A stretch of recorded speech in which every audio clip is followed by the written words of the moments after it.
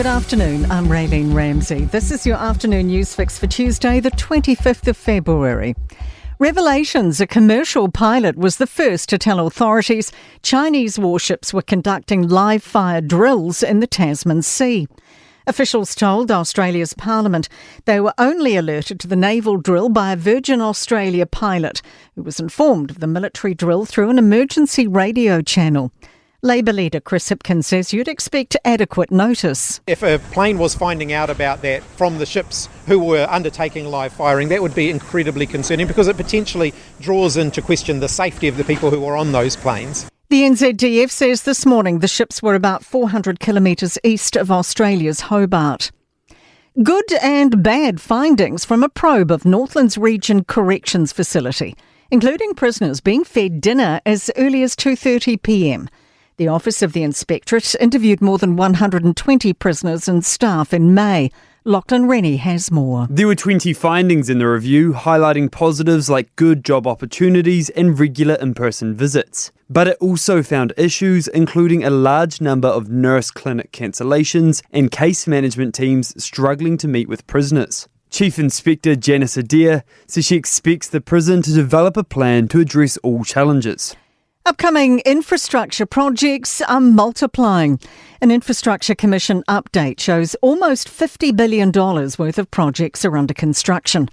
More than $100 billion worth of work have funding sources confirmed.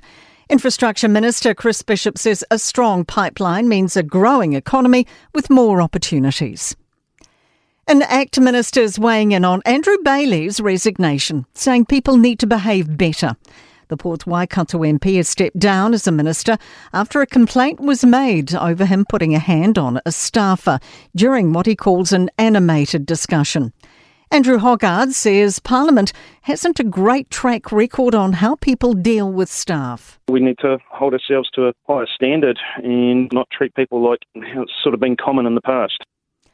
Disappointment from police in Twizel over disorder incidents after the National Rowing Championships. A large group of intoxicated people caused issues around licensed premises on Saturday night.